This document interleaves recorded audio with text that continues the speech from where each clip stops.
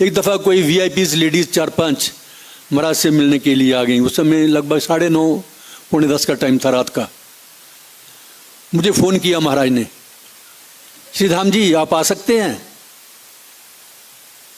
मैं कि हाँ जी। ये नहीं मैंने पूछा क्या काम है क्या नहीं है, मैंने समझा कोई काम होगा, रात को पड़ गया होगा काम। कभी कभी जब विदेश में जाते थे तब भी मुझे बुलाते थे कि मैं जा रहा हूँ, अभी बाहर जा रहा हूँ, तो आप पीछे से देखना क्या करना, जो भी इंस्ट्रक्शन देनी थी देते थे।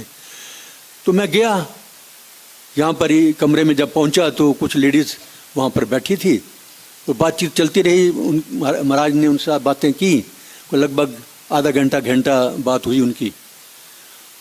उसके बाद जब वो लेडीज़ चली गई तो मैंने महाराज से पूछा, महाराज जी मेरे साथ क्या काम था, आपको आपने बुलाया मुझे?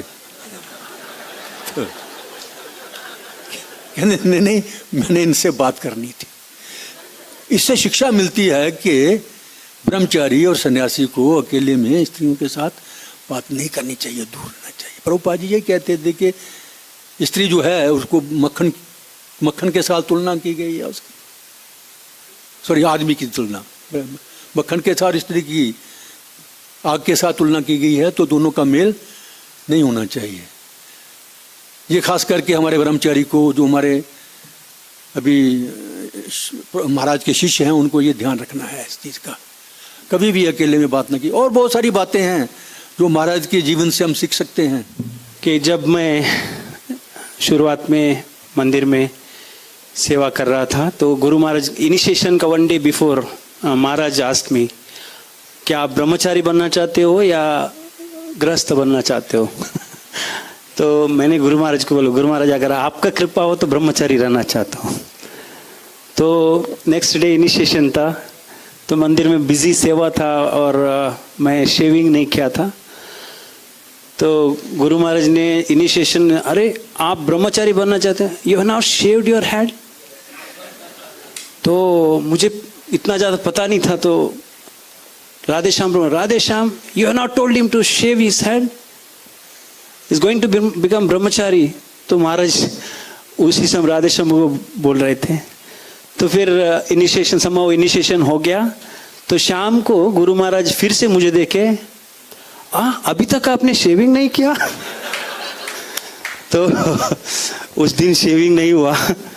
तो फिर 6 महीने के बाद फिर मैं और Jugal Kishore and along with 25 other boys हम जू मंदिर में गए गुरु महाराज का प्रवचन सुनने के लिए। तो प्रवचन सुनने के बाद मॉर्निंग भागवतम क्लास हो गया। उसके बाद जुगल किशोर मुझे बोले चलो हम गुरु महाराज का रूम में पर्सनल मीटिंग के लिए जाते हैं। तो मैं बोला मैं नहीं आऊँगा क्योंकि अभी तक शेविंग नहीं हुआ है। तो जुगल किशोर बोले नहीं भागवतम क्लास हो गया है, अभी चलते हैं। महाराज को 6 महीना हो गया, अभी याद नहीं रहेगा, तो चलते हैं। तो हमने गए महाराज का रूम के अंदर, हम 25 लोग साथ में थे और मैं पीछे छुप रहा था। तो गुरु महाराज सब जगह देख रहे हैं और मुझे देखा कि अरे आपने शेविंग नहीं किया क्या? प्रैक्टिकली मुझे एक बाल 1 क्विंटल लग रहा था। अभी मैं राधे श्याम प्रभु को वापस आके बोला, प्रभु जी अभी कुछ भी हो जाए मैं शेविंग करना चाहता हूँ। तो उस दिन फिर शेविंग हो गया। कि महाराज 8 साढ़े 7 से 8 बजे के आसपास महाराज टूर पे जाते हैं हमेशा, हर स्टोर पे, बुक स्टोर, देन रेस्ट इधर ब्रह्मचर्य आश्रम जो भी है सबके पास जाते हैं। तो एक दिन जैसे कैफेटेरिया में थे, 2-4 लोग भक्त लोग जो है लिम्का या स्प्राइट पी रहे थे और एक ब्रह्मचारी भी उनके साथ भी स्प्राइट पी रहा था। तो महाराज ने एक्चुअली ब्रह्मचारी को डांटा उस टाइम, मतलब महाराज के डांटने का भी वेरी तरीका है, तो आप क्यों पी रहे हो? तो बाकी हम लोग भी पी रहे थे, महाराज किसी को नहीं बोला, हम लोग बाहर का है, मतलब कॉर्पोरेट में काम करते हैं, तो ये ओके है। इसलिए हमने रखा है कि उन लोगों के लिए कि वो आए और टेम्पल में कमी महसूस न करे, लेकिन इसका मतलब नहीं तुम उसका उपयोग करो। तो बट उसी टाइम महाराज का जो है वही बोला हूँ।